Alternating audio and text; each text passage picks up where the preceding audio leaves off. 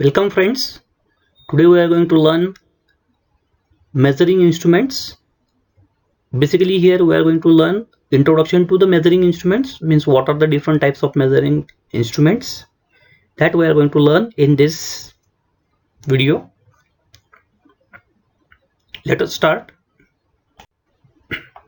These are the contents of unit 1. Let us start with measuring instruments. Measuring instruments or measuring devices transform the measured quantity or a related quantity into an indication or information.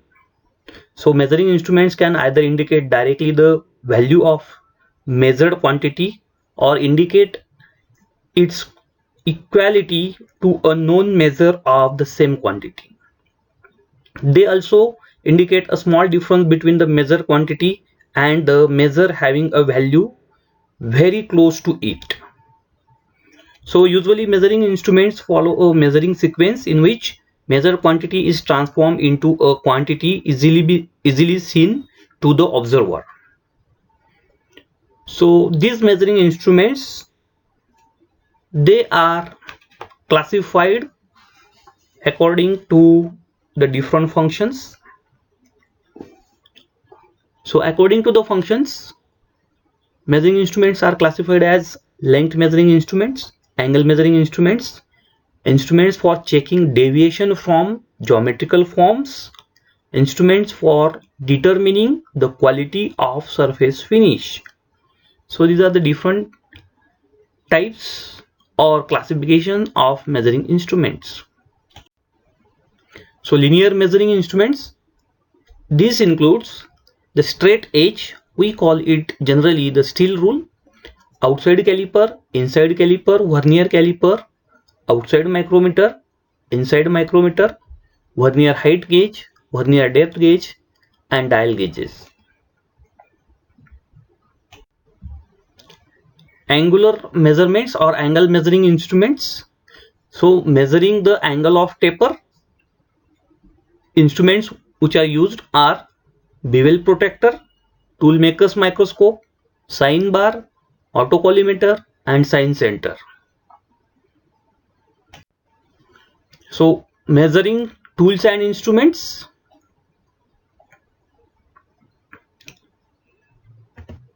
Measuring tools and instruments, this includes, see here, direct measurement instrument or direct contact type measuring instruments, indirect or non-contact type measuring instruments or measurements. So direct measurement instruments include micrometer or caliper. Indirect contact measurement instrument includes advanced methods such as optical, ultrasonic, laser, etc. Again, direct measuring instruments or direct measurement method, it is of two types: graduated instruments and non-graduated instruments. So either linear or angular graduations are incorporated into measuring system of the tool in case of graduated instruments. In case of non-graduated instruments, the gauges or adjustable tools which compare the measurements are included. So again here, graduated instruments, which are the graduated instruments? Rules, vernier calipers, vernier gauges, micrometers, protractors, dial indicators. Whereas in case of non-graduated instruments, it includes calipers, gauges and gauge blocks, sine bar, and special purpose tools. So let us see graduated linear measurements or measuring instruments. First is rules, or in general we call it as steel rule. So here different figures are there. Imperial steel rule with various lengths having graduation on each side I have shown here. The same rule with relatively larger graduations is also shown just below it. So in figure 1, it shows the imperial steel rule. Figure 2 shows the metric steel rule with various lengths having graduation on each side. Now third figure is shown here. So how to read a steel rule? It is mentioned here. I have mentioned here the notations A, B, C, D just below the steel rule. If you see carefully, Measurement A is equal to 12 mm because 12th graduation is shown here corresponding to point A. B shows the reading as 22 mm because 22nd graduation. Of course, if you see the steel rule carefully, you will find that all the graduations which are there, they are there in mm. So the corresponding reading to B is equal to 22 mm. Similarly, C denotes 31.5 mm and D denotes 40.5 mm. If you see carefully, the graduation which is matching with point D is in between 40th and 41st graduations. So this is how we measure the measurements or cell lengths with the help of rules. So next one here. So vernier calipers. This is the figure which is showing you the vernier caliper. So this is vernier caliper which I have shown here. It has a main metric scale and other scale which is there, it is vernier scale. So main metric scale and vernier scale, it means it is consisting of two types of scales, and this is the method of, I will say, differential method of measurement. So vernier calipers make use of differential method of measurement. It involves the measuring the difference between the given quantity and a known master of near about the same value. Measurement of any quantity can be done with the help of vernier calipers in the form of, say, lengths. So these are the different measurements which I have shown here. Direct reading of an internal length using digital vernier caliper. See here in figure, digital vernier caliper is shown. Direct reading of an external length using digital vernier caliper. This is shown in figure 7, and figure 8 shows the vernier caliper with a dial indicator. So this vernier caliper means dial vernier caliper. The vernier scale, it is replaced by a dial indicator.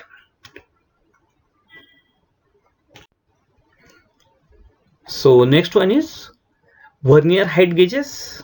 They are designed for use in tool rooms, workshops, inspection departments to measure or mark off vertical heights and locating center distances. So see, this is the figure 9. It shows the standard height gauge,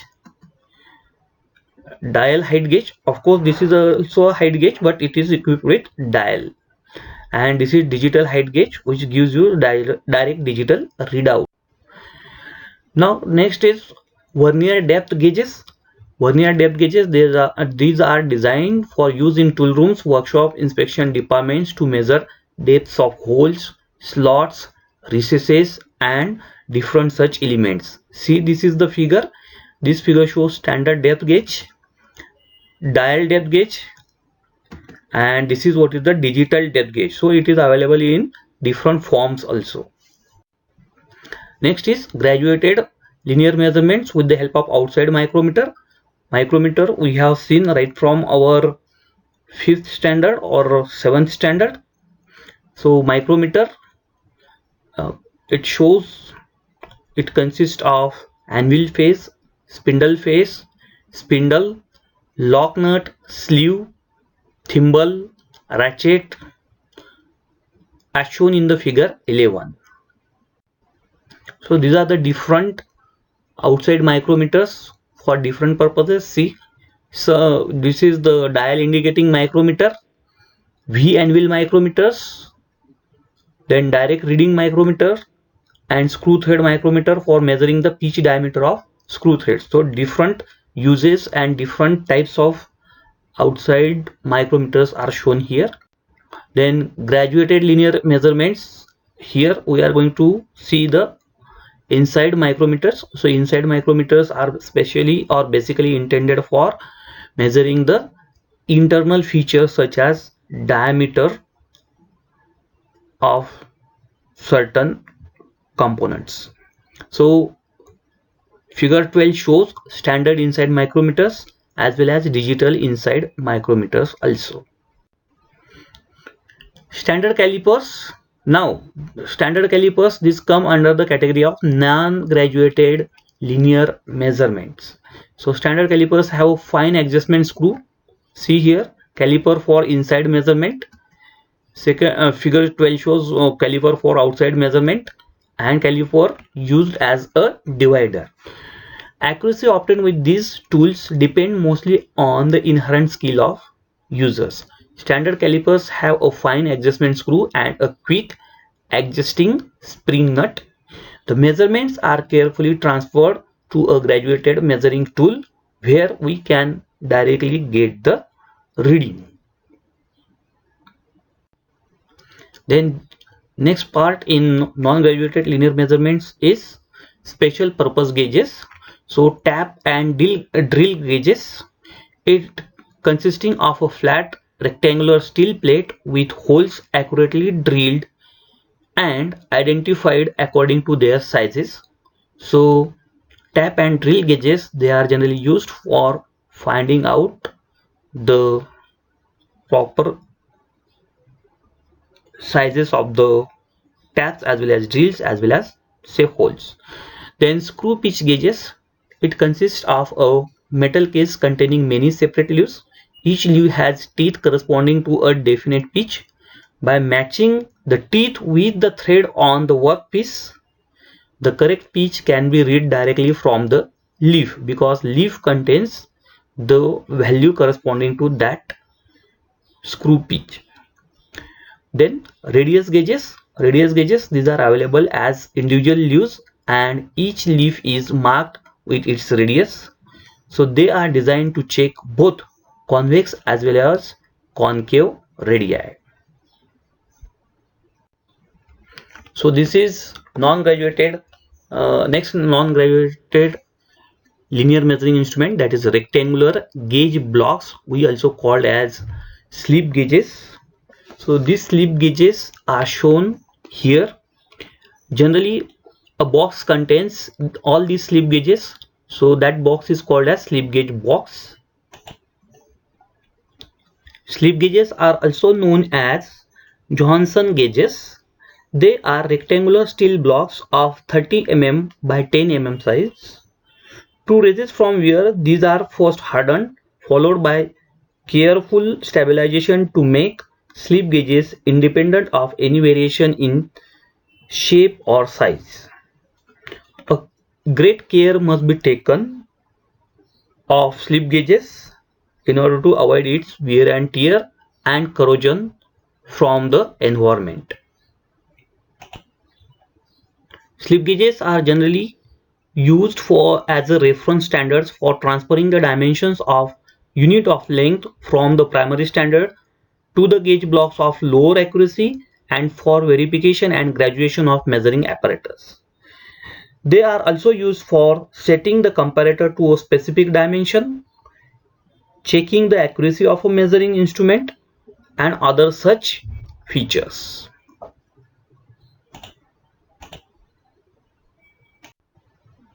Now, graduated angular measuring instruments or measurements, they include protractors. So we are quite familiar with this protractor. We know simple protractor. This is the measuring instrument for measuring the angles from 0 degrees to 180 degrees. We are quite familiar with this simple protractor. It is generally observed in instrument box. So universal bevel protractor.